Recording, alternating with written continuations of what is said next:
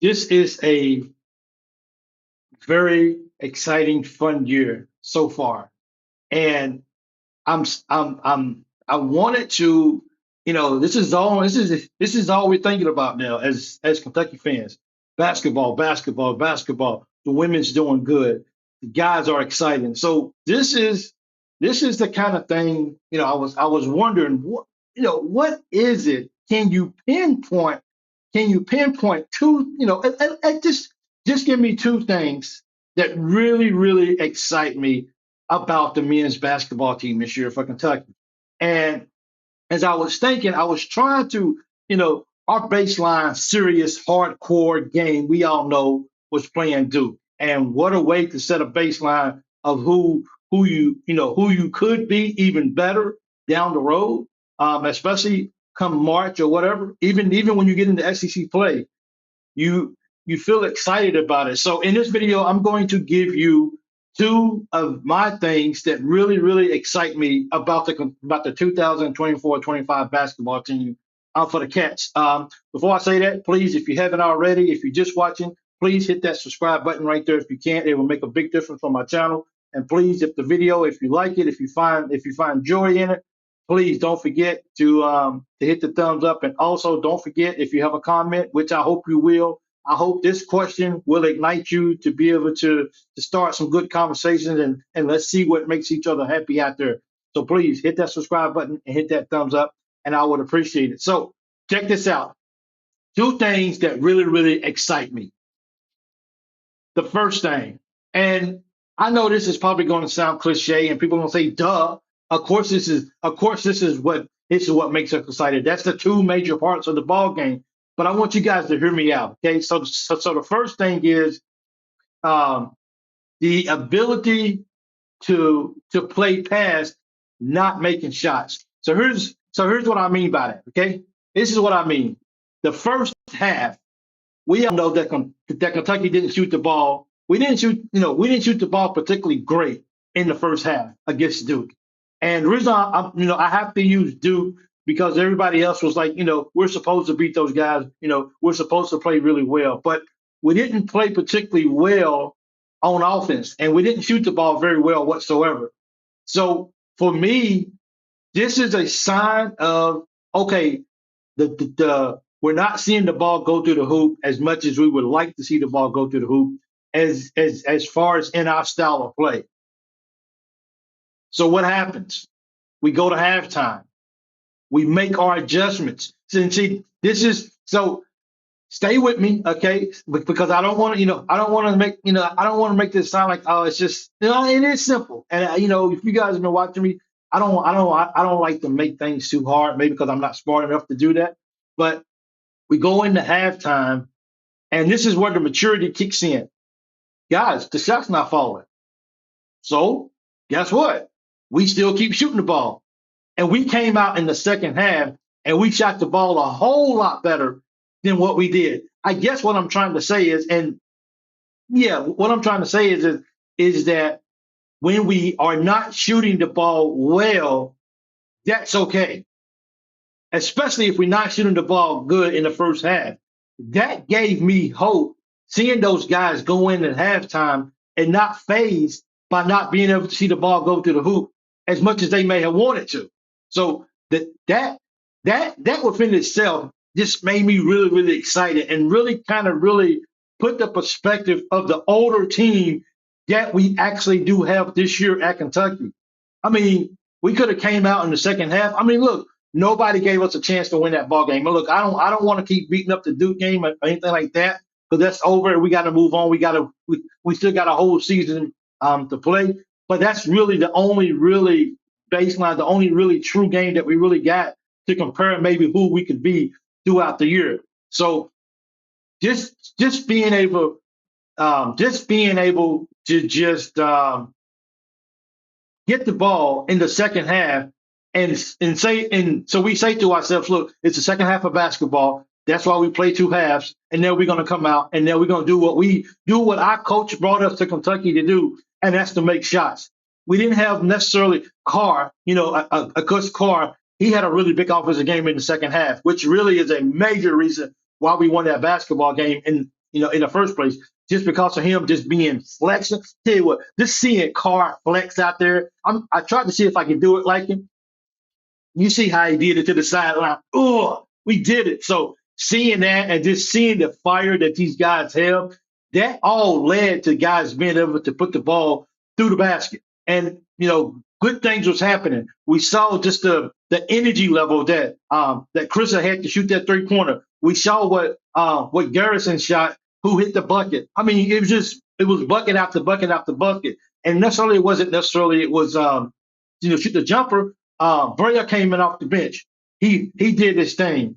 Like this is like that for me. That's one of the excitements.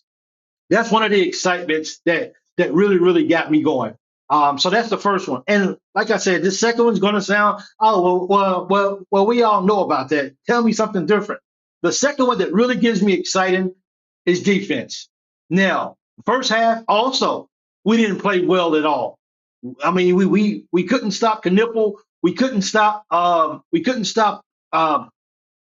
a Cooper Flag, and people say he's the best college basketball in the nation. So once again, I don't mean to beat a dead horse up, but if you're gonna base how good you may be, then you play against the best player in the nation, and then you kind of base that off. Can we find a way to do things? The first half, whoa, we was kind of like, I don't know. Knipple was doing what he wanted to do. Flag was doing what he wanted to do. They was getting the ball anyway inside any way they wanted to do. So our defense was our defense was just good enough so we did not let those guys just get too far away from us. But we couldn't stop them, and we was getting beat. And at the beginning of the game, Andrew Carr just couldn't guard. He just couldn't guard Flag at all. Flag was doing what he wanted to do. But that's the second half. So whatever Coach Pope is doing at a halftime, so what do you guys think Coach Pope is doing at halftime to get these guys excited like this to come out in the second half? Because the second half, we look like a totally different team in the second half. It was like Coach Pope walked in and says, guys, we got this. Like, what are we panicking for? Slow down. Let's go play our ball game. And they came out. So that's the second thing is the defense.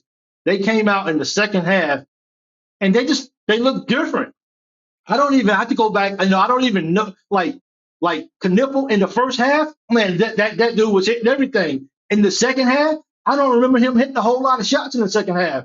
It was like we made a conscious decision based off what our coach was telling us to do, and the confidence that he has instilled in us, and the system that he has in place. He has taught us enough in this short period of time is that we go out in the second half and we play like dogs in this ball game, and we leave it all on the floor. And as he said, we might not win every ball game, but we're gonna give you 40 minutes of double hockey sticks or whatever. We're gonna give you that the whole ball game. We're gonna give it to you. And I think in the second half, they turned it up. They got excited. They said, we can do this. And they got together, man, and they put together a spectacular second half of defense. Now, once again, my apologies. I know we got to move on from the Duke. I know people are still excited, but we still got to move on. But just looking at these two things that we lacked last, years, the previous years, if we having a bad offensive game in the first half, we're probably going to have a bad offensive game in the second half. If we're having a bad defensive game in the first half, then we're probably going to have a bad defensive game in the second half. We didn't make those adjustments. And to be able to see us come out and make those adjustments so fast and so passionate, and it was just like so intense, so deliberate. These guys, they came out with a purpose, and they turned it up. This video is not about us beating Duke, more so than it is about our guys saying, okay, we in this ball game. Let's calm down. Let's don't be afraid. They have thrown everything at us. The kitchen sink, the used car in the back, in the boat, the John boat, everything. They threw everything at us, and they cannot separate themselves from us. In the second half, we're going to go out and we're going to will ourselves to a victory because we're going to lock down on defense. We're going to knock down shots. And those are the two things, the offense and the offensive shooting, and don't let it get you down. And the defense, when you can't stop too many people in the first half, and the defense, you come out, you look like a totally different people team. We just did. I mean, we was different. I mean, we was the energy level in the second half was. And if you guys, somebody mentioned this before, because of our energy level, because of our getting up and down the floor the way we did, the way we played defense and made the way we made people work to get a basket. By the end of the game, they didn't have no legs. John Starr talking about we run out of time. No, dog. We was kicking it in fifth gear by then. We was rolling. Give us 5 more minutes of that game and we would have pulled away convincingly.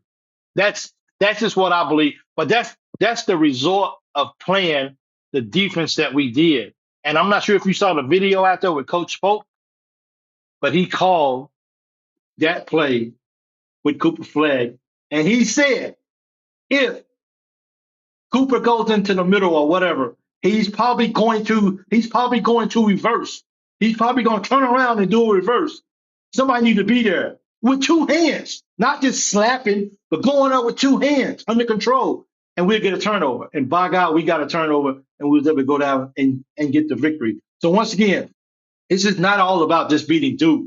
This is about what the adjustments that we made from the coaching staff down to the players. We want to get this done. And those two things excite me. So please, in the comments, please don't forget to let me know what excites you the most about this team right here. Because look, this is going to be a fun year with some bumps and bruises, but it's going to be a fun year. And if we keep making these halftime adjustments the way we did in this tough ball game against Duke, I feel like I mean it's going to be some tough games in the SEC. Don't get me wrong, but not all of them is going to give us the trouble that Duke gave us. Let's just be real about it. The SEC is grueling. It's just a gauntlet. It's night in and night out. You got to bring it because the other team is going to bring it.